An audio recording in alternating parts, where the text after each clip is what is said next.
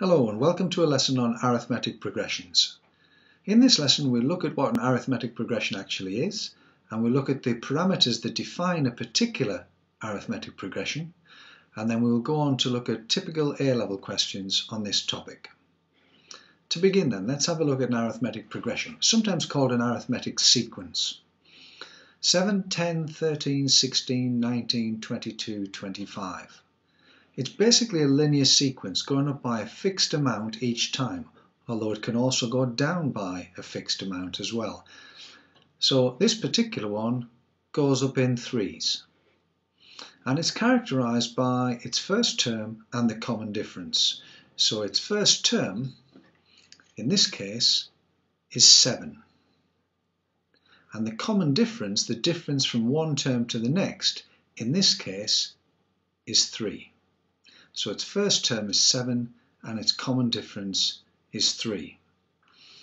Now, let's have a look at a general arithmetic progression.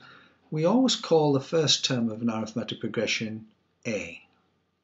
And that means that the second term is A plus the common difference.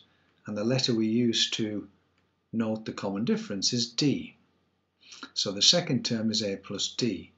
The third term will then be A plus 2D because we just keep adding on D, and the fourth term will be A plus 3D. Now in general we are interested in the nth term where n is unknown. So what would the nth term be? Well, I can see it's going to have an A in it and it's got some D's added on. How many? Well, the second term has 1D, the third term has 2D, the fourth term has 3D, so I can see that the number of D's is 1 less than the term. So it's n minus 1 lots of D added on to A. And that's because the first term doesn't have any D's. So we've now got the nth term. What we're also interested in is finding the sum of the first n terms of an arithmetic progression. To start with, I will look at a simple example. So if we look at consider 1, 2, 3, 4, 5, 6, 7, 8 and so on. That's a simple arithmetic progression. The first term A is 1 and the common difference is 1.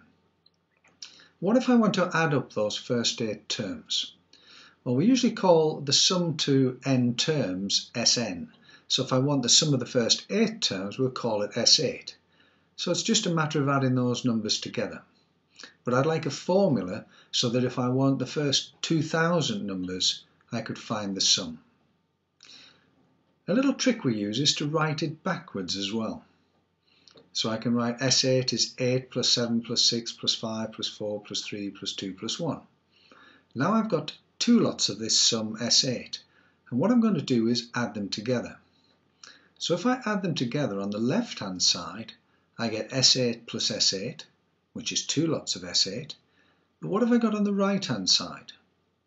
If I add them together in pairs, you can see that 1 plus 8 makes 9, 2 plus 7 makes 9, and so on. And every pair adds up to 9. How many pairs have I got? Well, I had 8 terms in each of the series on the right-hand side, so I will have 8 pairs of terms added together. In other words, I've got 8 lots of 9. So 2 times S8 is equal to 8 lots of 9, which is 72. And that means that the sum of the first 8 terms is simply 72 divided by 2, which is 36. And as a quick check, we can have a look and say 1 plus 2 is 3, plus 3 is 6, plus 4 is 10, plus 5 is 15, plus 6 is 21, plus 7 is 28, and plus 8 is 36. Now then, hopefully that will allow us to progress on to a more general situation where we're looking at the first n terms of a general arithmetic progression. Now then, let's have a look at this general arithmetic progression. The first term is A, the second term is A plus D, the third is A plus 2D, the fourth is A plus 3D, and so on. And I want to go all the way to the nth term. Well, we've already seen that the nth term is actually A plus n minus 1D. So I've just written in the one before that as well, which would have 1 less D added onto the a. So instead of a plus n minus 1d for the nth term, it will be a plus n minus 2d's for the n minus 1th term. And now I'm going to use the same trick we used in the example we've just looked at. I'm going to write everything down, a plus d plus a plus 2d, and so on, all the way to the nth term. But then I'm going to write the same thing down backwards. So I start with the nth term, a plus n minus 1d, then the n minus 1th term, a plus n minus 2d, the next one, a plus n minus 3d, one less d each time, all the way down to the second term and the first term, which is just a. Now, as before, I'm going to add the two rows together, and I get Sn plus Sn is 2Sn. But what do I get on the right-hand side? Let's have a close look. We've got a plus n minus 1d plus a. So that's 2a plus n minus 1d. Come to the next pair of terms. Again, I've got a plus a is 2a. But look at the number of d's. I've got n minus 2 of them plus 1 of them here. So I get n minus 1d. And that will happen all the way along the two rows. 2d plus n minus 3d is n minus 1d. a plus a is 2a. So each pair of terms adds up to 2a plus n minus 1d. How many of these pairs have I got? Well, I had n terms in that row, n terms in that row, so I had n pairs of terms in this row. So we can say that 2Sn is equal to n times this expression 2a plus n minus 1d. So all I've got to do to find Sn, the sum of the first n terms, is divide that right hand side by 2. And this is how we learn the formula. Sn is n over 2 multiplied by 2a plus n minus 1d. Right, let's have a summary now of the important facts about arithmetic progressions.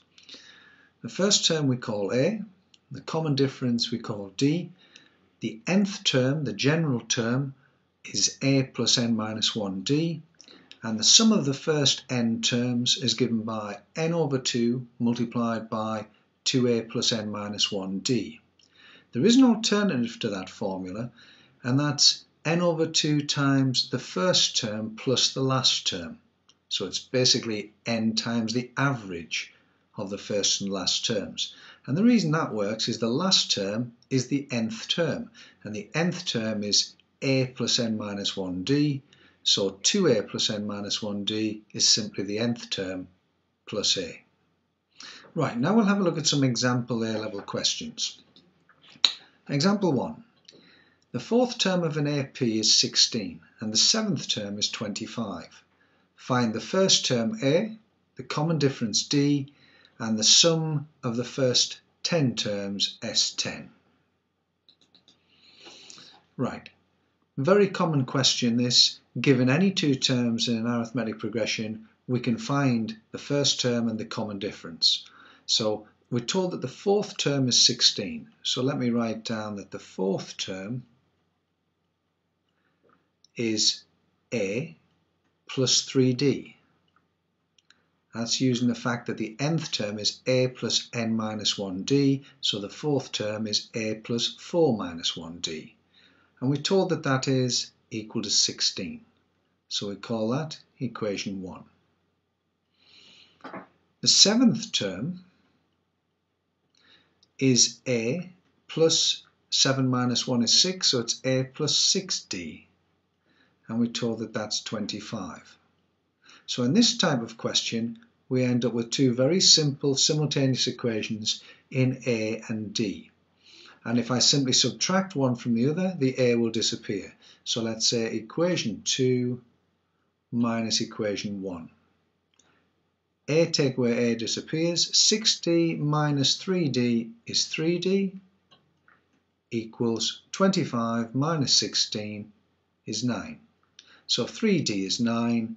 That will imply that D is 3. And now we substitute for D in one of the original equations. So substitute for D in equation 1.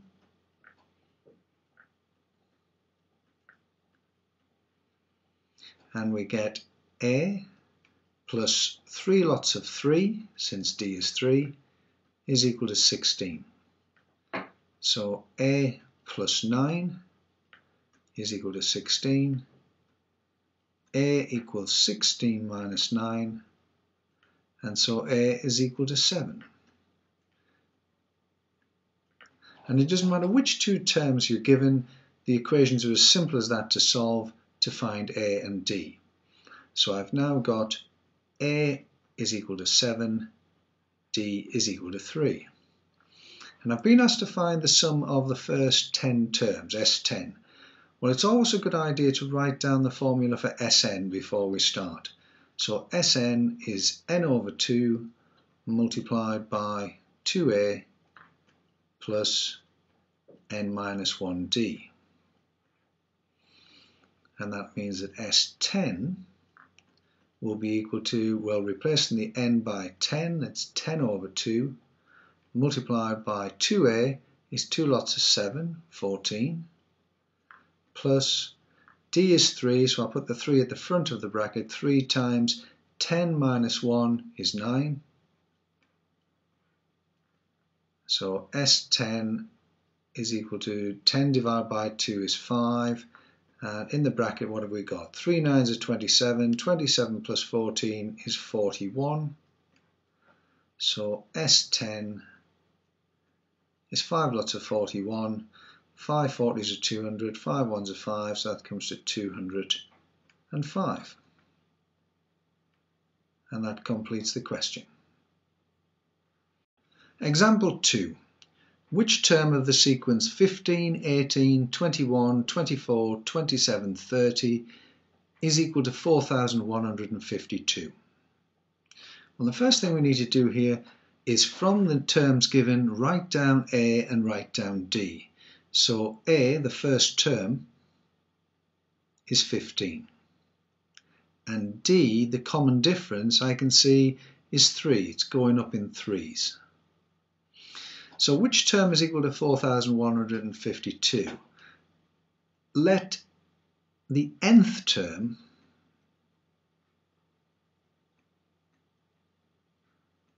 equal 4,152.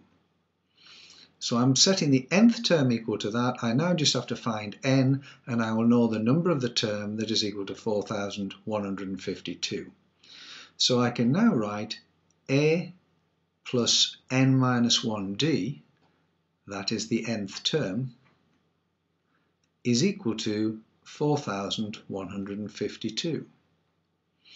Put in the values of A and D, and we get 15 plus 3 times n minus 1 is equal to 4,152. Take the 15 to the other side, and we get 3 n minus 1 is equal to 4,152, and when the 15 comes across, it becomes minus 15. So 3 times n minus 1 is equal to, take 15 away from 4152, and we get 4,137. Now I've got a choice now. I can multiply out the brackets and solve the equation, or I could just divide by 3, which will give me n minus 1.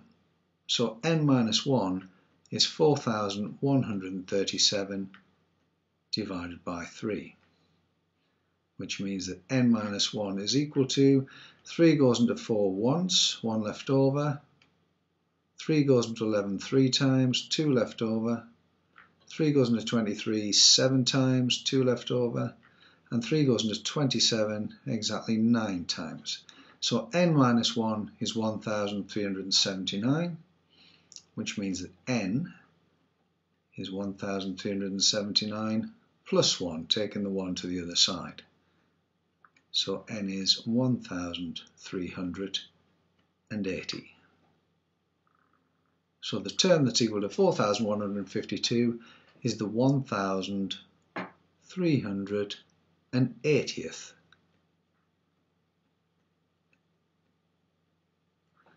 And that concludes our second example. Example 3. Which term of the sequence 152, 145, 138 and so on is the first to have a negative value? This kind of question leads to a linear inequality in n if we let n be the first term that is less than 0. To begin, as usual, we look to find a and d. So a, the first term, is 152, and d this time is negative because the sequence is going down in sevens rather than up. So d is minus 7. And I'm going to say let the nth term be the first that is less than 0.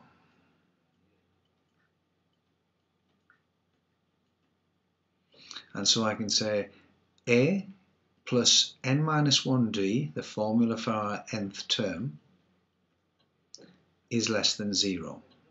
And we can now put in the values for a and d.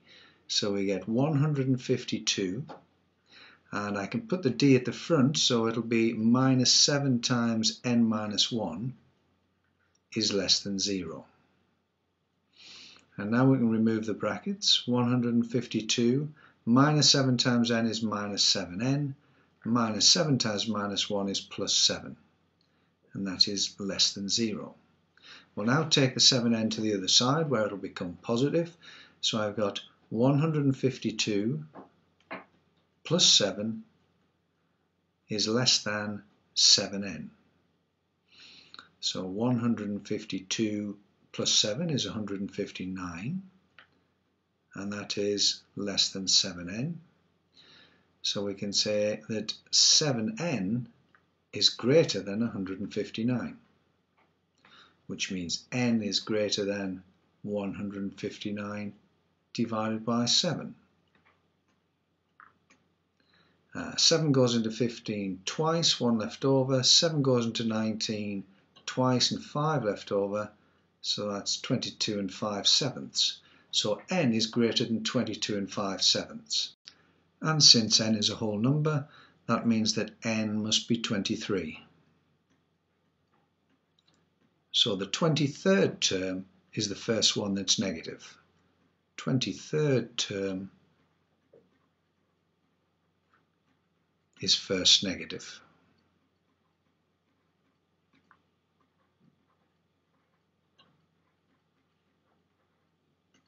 And that concludes example 3.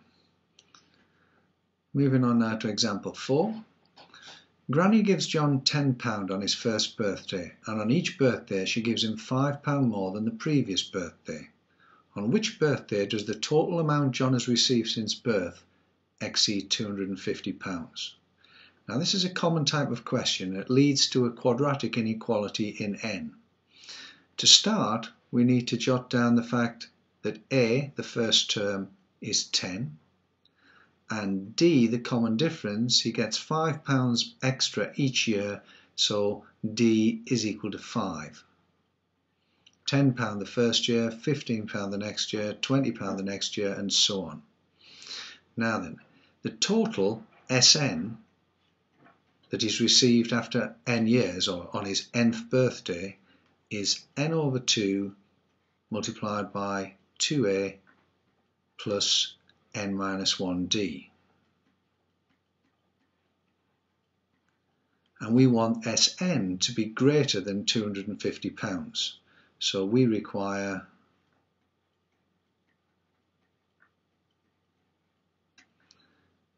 n over 2 multiplied by 2a plus n minus 1d to be greater than 250. And now we can substitute in the values that we know. We can say n over 2 multiplied by 2a will be 2 times 10 is 20, plus d is 5, so let's bring that to the front of the bracket. 5 times n minus 1 is greater than 250.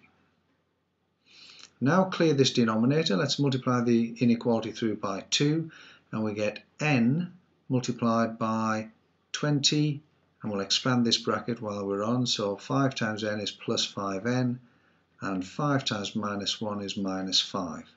And that has to be greater than, we're multiplying through by 2, so it's greater than 500. So what does that give us? N multiplied by 20 minus 5 is 15, and plus 5n is greater than 500. So that's 15n. N times plus 5n is plus 5n squared. Bring the 500 to the left hand side, becomes minus 500, and then we've got that expression is greater than 0. And I can divide through by 5, and that will give me n squared plus 3n minus 100 is greater than 0. So we just have to solve this quadratic inequality. So first of all, solve the equation n squared plus 3n minus 100 is equal to 0. And then we'll concern ourselves with the inequality once we've solved the equation. Now this won't factorise, so we'll use the quadratic formula. N is equal to minus b plus or minus the square root of b squared minus 4ac all divided by 2a. So n is equal to minus 3 plus or minus the square root of b squared will be 9. Minus 4ac, that's minus 4 times 1 times minus 100. So the double negative makes a positive, and 4 times 1 times 100 is 400. All divided by 2a, which is 2. So n is equal to minus 3 plus or minus the square root of 409 divided by 2. And that comes to n is equal to approximately 8.6 or minus 11.6. Now n is the number of the term, so the minus 11.6 has no relevance to this question. And what we've got, if I was to sketch this inequality, if I was to draw the graph of y equals n squared plus 3n minus 100, then it would basically look like this. And that would be the 8.6, and that would be the minus 11.6. So when is n, what values of n give you the inequality greater than 0? It's either to the right of 8.6, more positive than 8.6, or more negative than minus 11.6. So actually the bit that we require is n is greater than 8.6. which means that n equals 9, his 9th birthday. So on his 9th birthday, John will have received in total more than £250 from his granny. So it's his 9th birthday.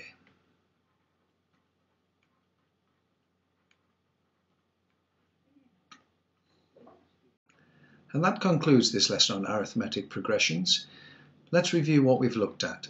The important facts about an arithmetic progression are A, the first term, D, the common difference.